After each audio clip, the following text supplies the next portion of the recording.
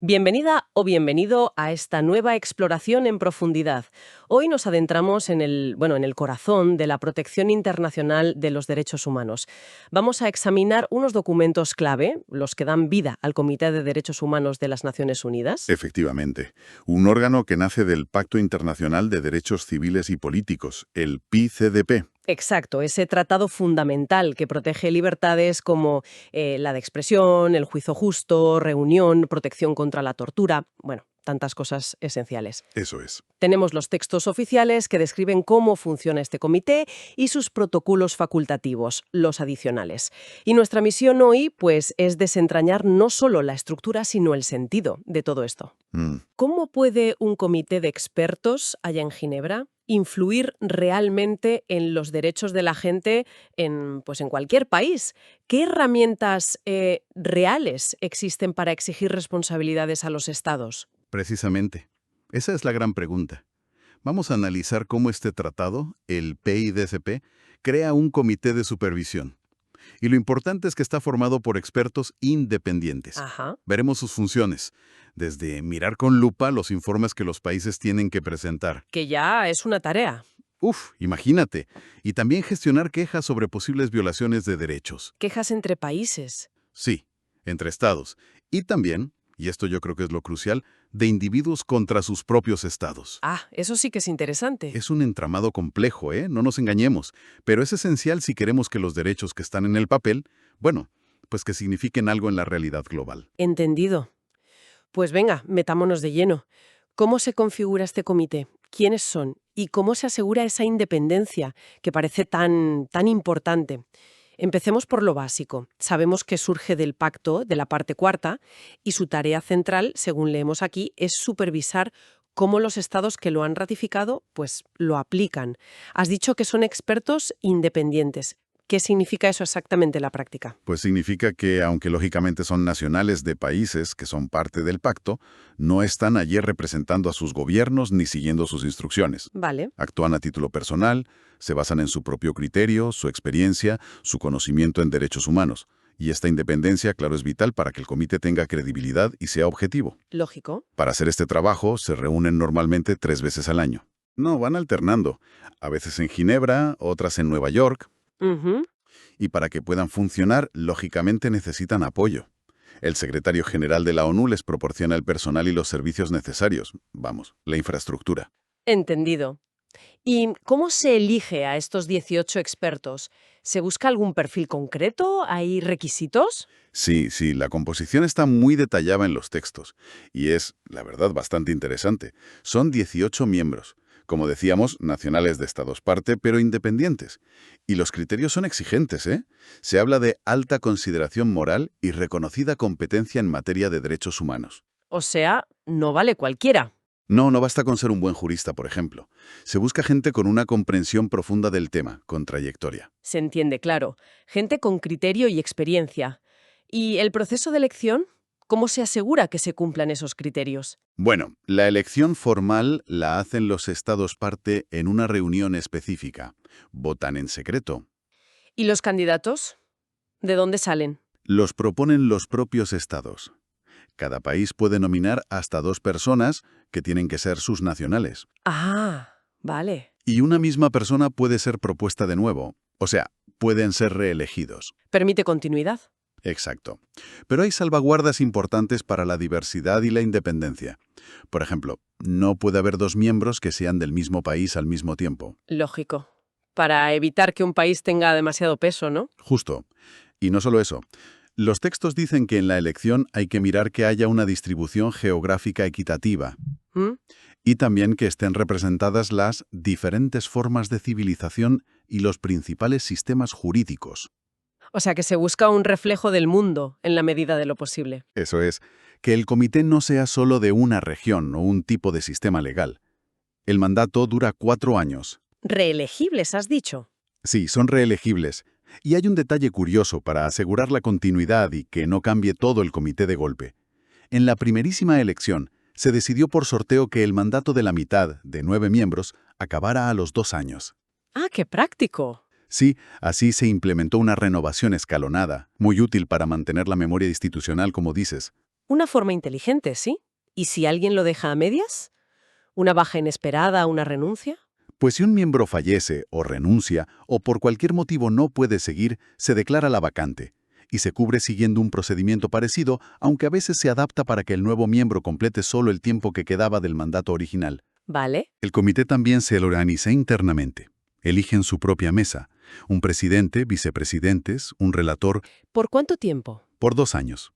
Y estos cargos también son reelegibles. Se autogestionan bastante, parece. Sí, y fundamentalmente, establecen su propio reglamento interno.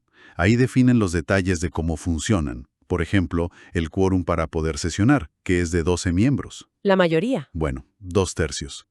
Y que las decisiones se toman por mayoría de los que estén presentes en ese momento. Vale, ya tenemos la foto. 18 expertos independientes, elegidos con criterios claros, buscando diversidad, con reglas propias. Venga, pasemos a la acción. ¿Cómo hacen esa supervisión de los estados? Mencionaste los informes periódicos. ¿En qué consisten? Ese es efectivamente uno de los pilares de su trabajo. Los estados que ratifican el pacto se obligan a presentar informes al comité. ¿Cada cuánto? El primero, al año de hacerse parte del pacto. Y luego, pues generalmente cada 4 u 8 años, depende de lo que diga el comité. O a veces el comité pide uno específico si hay alguna preocupación concreta. ¿Y qué tienen que contar en esos informes? Supongo que no solo lo bueno, ¿no? No, al contrario. Se les pide que sean honestos. Tienen que detallar las medidas que han tomado, leyes, sentencias, políticas administrativas, para cumplir con los derechos del pacto. Deben informar de los progresos, sí, pero también, y esto es muy importante, tienen que señalar los factores y dificultades que se encuentran. Ah, bien. Se busca un diagnóstico real, no una simple lista de medallas. Una especie de autoevaluación, pero guiada por el pacto. ¿Y qué hace el comité con toda esa información? No se quedará en un cajón, ¿verdad? ¿Qué va? En absoluto. El proceso es interactivo. Los informes llegan al secretario general de la ONU, y él los pasa al comité. El comité los estudia a fondo y, ojo, a menudo busca información adicional. ¿De dónde? Pues de ONGs, de instituciones nacionales de derechos humanos, de otras agencias de la ONU, para tener una visión más completa. Claro. Y después organizan lo que llaman un diálogo constructivo, ¿Con quién? con representantes del Estado. Van a Ginebra o Nueva York y discuten el informe con el comité, responden preguntas, aclaran dudas. ¿Un cara a cara? Sí. Y después de todo ese examen, el comité adopta las observaciones finales. Observaciones finales. ¿Qué son exactamente? ¿Una nota? ¿Una sentencia? No son sentencias judiciales vinculantes, en el sentido de que no pueden condenar al Estado como un tribunal. Ajá. Pero su peso político y moral es muy considerable. Son recomendaciones públicas hechas por un órgano de expertos internacionales. Ya. Y estas observaciones a menudo generan mucho debate dentro del país. La sociedad civil las usa para presionar, pueden influir en que se cambien leyes o políticas. Subestimar su impacto sería un error, ¿eh? Entiendo. Y además de evaluar a cada estado uno por uno, el comité hace otra cosa muy importante. Emite observaciones generales. ¿Eso qué es? Son como interpretaciones oficiales autorizadas sobre artículos concretos del pacto o sobre temas generales. Por ejemplo, pueden sacar una observación general sobre qué implica exactamente la libertad de expresión según el pacto, o sobre las condiciones de detención. Ah, vale. Como guías de interpretación para todos. Exacto. Son herramientas súper útiles para entender bien el alcance de los derechos. Guían a los estados, a los jueces, a los abogados, a los activistas, a todo el mundo. Entendido. O sea, por un lado, el examen individual, con deberes para cada estado en las observaciones finales, y por otro, estas observaciones generales que clarifican el pacto para todos. Pero me pregunto, ¿qué pasa si un estado, pues, incumple de forma muy clara y los informes no son suficientes? ¿Hay algo más? Sí, para eso existen otros mecanismos, aunque, ojo, dependen de que los estados acepten voluntariamente someterse a ellos. Son competencias adicionales. Vale. Una de ellas es la comunicación entre estados, es decir, la posibilidad de que un estado parte denuncie a otro ante el comité porque considera que está incumpliendo el pacto. Uf, eso suena a conflicto diplomático directo. ¿Se usa mucho? La verdad es que es bastante raro en la práctica, precisamente por eso, por las implicaciones que tienen. Claro. Y es fundamental recordar que es una competencia opcional. El Estado tiene que hacer una declaración específica diciendo yo acepto este procedimiento. ¿Y vale con que lo acepte el que denuncia? No, ahí está la clave. La reciprocidad. Solo puede presentar una queja a un Estado que haya aceptado este mecanismo, y solo contra otro Estado que también lo haya aceptado. Ah, vale. Tienen que estar los dos en el club, digamos. Exacto. Es un club bastante exclusivo, por así decirlo. Y si se da el caso, que los dos han aceptado y uno denuncia al otro, ¿cómo funciona? Pues el procedimiento está muy pautado. Primero, se intenta una solución bilateral. El Estado que denuncia manda una comunicación escrita al Estado acusado. Directamente. Sí.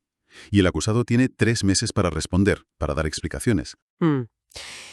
Si en 6 meses desde esta primera comunicación no se llega a un acuerdo que satisfaga a los dos, entonces cualquiera de los dos puede llevar el asunto ante el comité, directamente ya al comité. no sin antes cumplir un requisito clave, un principio general del derecho internacional: agotar los recursos internos. Ah, lo que comentábamos antes para otro tema. Sí, es fundamental. Primero hay que intentar que la justicia del propio país resuelva el problema. Tiene sentido. La única excepción es si esos recursos se alargan injustificadamente o si está claro que no van a servir para nada. Vale. Si el asunto llega al comité cumpliendo todo esto, entonces el comité lo examina, pero a puerta cerrada. ¿Y qué papel juega el comité ahí? ¿De juez? No exactamente. Su papel aquí es ofrecer sus buenos oficios. Buenos oficios. ¿Qué significa eso en la práctica? Pues significa que actúa como un mediador, un facilitador neutral. No está para juzgar o condenar, sino para intentar ayudar a los dos estados a encontrar una solución amistosa. Siempre basada en el respeto al pacto, supongo. Siempre. Esa es la base. Y durante este examen, los estados pueden presentar toda la información que quieran y estar representados. ¿Y si ni con la ayuda del comité se ponen de acuerdo? Pues el comité tiene un plazo, 12 meses, para presentar un informe. Si hubo solución, el informe cuenta brevemente los hechos y el acuerdo. ¿Y si no? Si no hubo acuerdo, el informe resume los hechos y lo que ha dicho cada estado. Y ya está. Ese informe se les da a los estados interesados y, bueno, no va mucho más allá. Como ves, es un mecanismo que depende muchísimo de la voluntad política. Ya veo. Ah, y un detalle. Para que todo este sistema de quejas entre estados funcione, se necesita que al menos 10 estados hayan hecho la declaración aceptando esta competencia del comité. Entiendo. Es un proceso muy diplomático, con supervisión internacional, pero con límites muy claros. ¿Hay alguna otra vía si la disputa sigue y sigue? Existe una posibilidad más, pero todavía más dependiente del acuerdo de los dos: crear una comisión especial de conciliación. Ad hoc para ese caso. ¿Otra comisión? Sí, pero esto solo puede pasar si el asunto no se ha arreglado a satisfacción de los estados. Y, lo más importante, si los dos están de acuerdo en crearla. Tienen que dar su consentimiento previo. Vale. Todo muy voluntario. Totalmente. Si se crea, estaría formada por 5 personas que sean aceptables para los dos estados. El objetivo, otra vez, buscar una solución amistosa basada en el pacto. ¿Y si no se ponen de acuerdo ni en quién forma la comisión? Pues si en 3 meses no hay acuerdo sobre los miembros, el propio comité puede elegir a los que falten, de entre sus propios miembros, eso sí, por mayoría de 2/3 y en voto secreto. Pero vamos, es un mecanismo súper excepcional. Vale. Hemos visto la supervisión general con los informes y este mecanismo más raro de quejas entre estados. Pero, y yo creo que esto es lo que más puede interesar a quien nos escucha, ¿qué pasa con las personas? Un ciudadano, una ciudadana, puede ir a este comité si cree que su país ha violado sus derechos. Aquí es donde entran los protocolos facultativos, ¿verdad? Exactamente. Y aquí es donde el sistema, yo creo, muestra su cara más innovadora y más directa para proteger a la gente. El primer protocolo facultativo del PIDCP es la clave de bóveda de esto. A ver, cuéntame. Los estados que deciden ratificar este protocolo adicional, este texto aparte, están diciendo: sí, reconozco que el Comité de Derechos Humanos puede recibir y mirar quejas de personas que estén bajo mi jurisdicción. ¿Personas individuales? Sí, individuos que digan que son víctimas de una violación de los derechos del pacto, cometida por ese mismo Estado. Jo, esto sí que parece un avance tremendo. Ya no es solo un asunto entre gobiernos. ¿La persona puede buscar ayuda internacional directamente? Es un paso muy significativo, sí. Pero me imagino que no será tan fácil como mandar un email, ¿no? Habrá requisitos. Desde luego. Primero, y esto es fundamental, el Estado contra el que te quejas tiene que haber ratificado este primer protocolo facultativo. O sea, no basta con que haya firmado el pacto general. No, tiene que haber aceptado específicamente este mecanismo de quejas individuales. Si no, el comité no puede hacer nada. Vale. Primer filtro. ¿Qué más? Luego, la queja, la comunicación, no puede ser anónima. Tienes que identificarte. Lógico. Tampoco puede ser un abuso del derecho a presentarla. Esto significa que quejas claramente absurdas o que solo buscan molestar, pues se rechazan. La queja tiene que ser compatible con el pacto. Es decir, tiene que tratar sobre una posible violación de los derechos civiles y políticos que protege ese tratado, no de cualquier cosa. Y lo de agotar los recursos internos, ¿también? Aquí. También, sí. Es fundamental y aplica igual que en las quejas entre Estados. Antes de ir al comité en Ginebra, la persona tiene que haber intentado conseguir justicia en su propio país.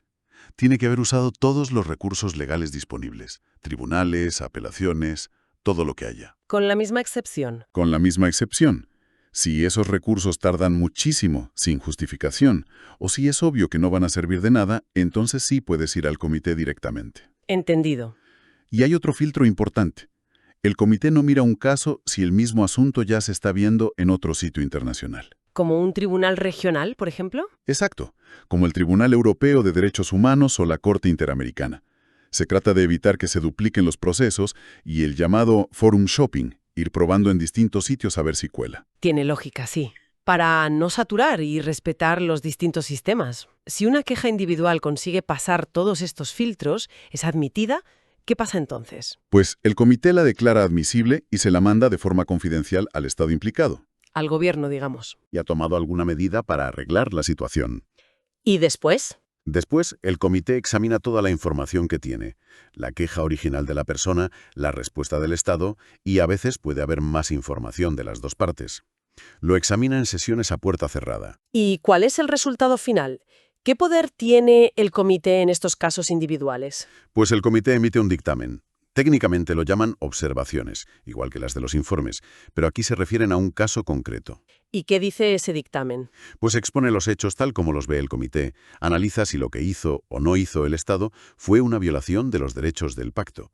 Y si concluye que sí, que hubo violación, normalmente recomienda al Estado que tome medidas para reparar a la víctima. ¿Reparar cómo? Pues puede ser de muchas formas. Una indemnización económica, medidas de rehabilitación, investigar y sancionar a los responsables, cambiar una ley, dar garantías de que no volverá a pasar. Depende del caso. ¿Y ese dictamen a quién se lo mandan? Se comunica tanto al Estado como a la persona que presentó la queja. De nuevo, entiendo que no es una sentencia judicial que se pueda ejecutar a la fuerza. No lo es. Pero sí es un pronunciamiento oficial de un órgano internacional de expertos que dice: aquí se ha violado un derecho humano. La presión para cumplir imagino que puede ser fuerte. Lo es, aunque al final la implementación depende de la voluntad del Estado. Muchos países se toman estos dictámenes muy en serio.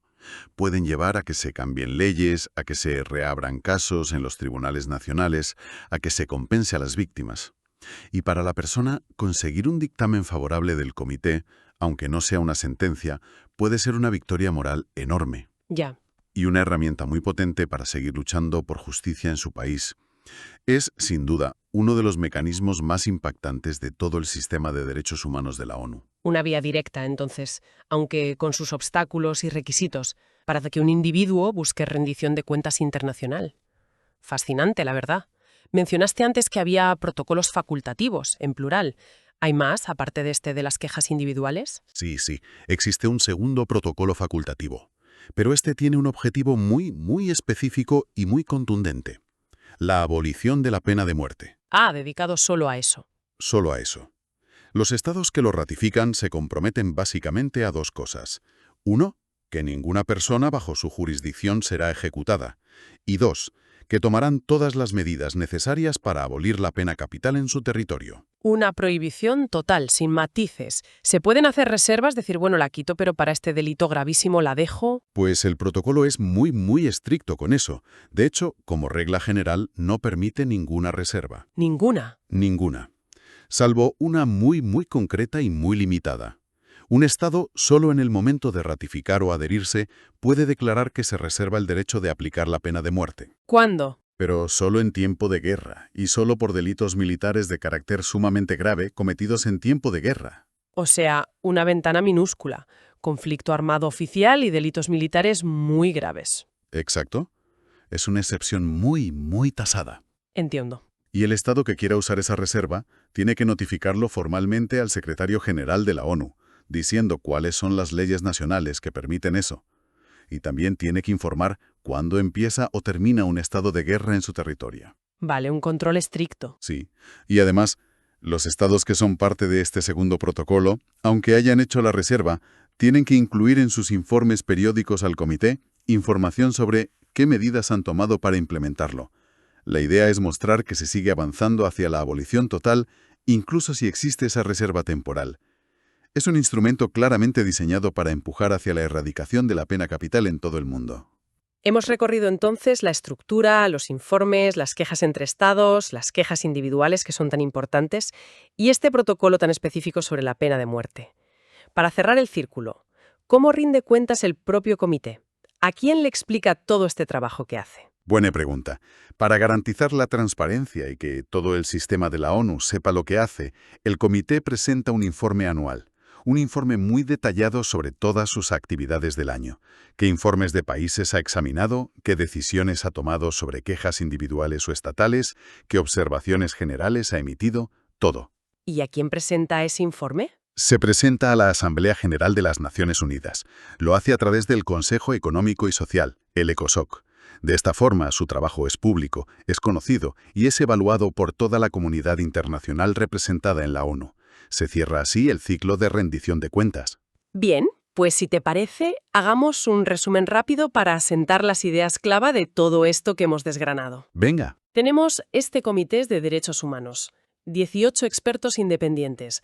Su misión principal, vigilar que los estados cumplan el Pacto Internacional de Derechos Civiles y Políticos. Correcto. Su herramienta básica, examinar los informes que los países les mandan periódicamente y hacerles recomendaciones públicas, las observaciones finales. Eso es. Pero además, hay más mecanismos, aunque dependen de que los estados los acepten voluntariamente. El comité puede mediar si hay peleas entre estados por incumplimientos del pacto. Aunque es poco usado, sí. Y, lo que a mí me parece más destacable, puede recibir y decidir sobre quejas de personas individuales que sientan que su propio país ha violado sus derechos civiles o políticos. El primer protocolo facultativo. Crucial. Siempre que se hayan agotado antes las vías internas, claro. Fundamental. Y como añadido, un segundo protocolo que empuja claramente a la abolición global de la pena de muerte. Exactamente. Has captado la esencia perfectamente. Es un sistema con muchas caras, con distintos niveles, que intenta crear mecanismos de supervisión y, de rendición de cuentas que vayan más allá de las fronteras de cada país. Ya. Ahora bien, seamos realistas. Su efectividad real, en la práctica, sobre el terreno, pues depende muchísimo de la voluntad política de los estados. Claro, primero para firmar y ratificar todo esto. Exacto. Y luego para cooperar de verdad con el comité, para mandar informes honestos, para aceptar las visitas si las hay, y sobre todo, para cumplir las recomendaciones y los dictámenes. Ahí está el kit de la cuestión. La implementación. La implementación. Pero incluso con esas limitaciones, el simple hecho de que existan estos mecanismos ya representa un avance enorme. Es reconocer que los derechos humanos no son solo un asunto interno de cada país, sino una preocupación legítima de toda la comunidad internacional. Queda claro que es un andamiaje complejo, sí, construido pieza a pieza durante décadas para intentar que esos derechos que suenan tan bien en el Pacto INAP pues tengan alguna efectividad real.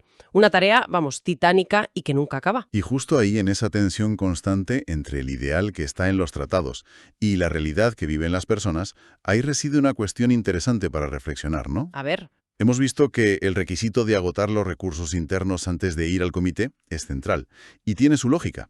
Refuerza la idea de que el primer responsable de proteger los derechos es el propio Estado. La soberanía, claro. Exacto. Pero, ¿qué pasa en la práctica cuando esos recursos internos son solo una fachada? O cuando son inaccesibles para la mayoría de la gente por costes, por miedo, por lo que sea. O cuando simplemente no funcionan contra los abusos que vienen del propio poder. Buena pregunta. ¿Cómo puede el sistema internacional, cómo puede el comité navegar esa línea tan fina entre respetar la soberanía de los estados, que sigue siendo un pilar básico del orden mundial, y la necesidad urgente de proteger los derechos universales de las personas, sobre todo cuando su propio estado les falla? No hay respuestas fáciles, ¿eh? Y es un debate constante que sigue muy vivo en la evolución del derecho internacional de los derechos humanos. ¿Hasta dónde llegar? ¿Cómo ser efectivo sin romper el sistema? Es la gran pregunta de fondo.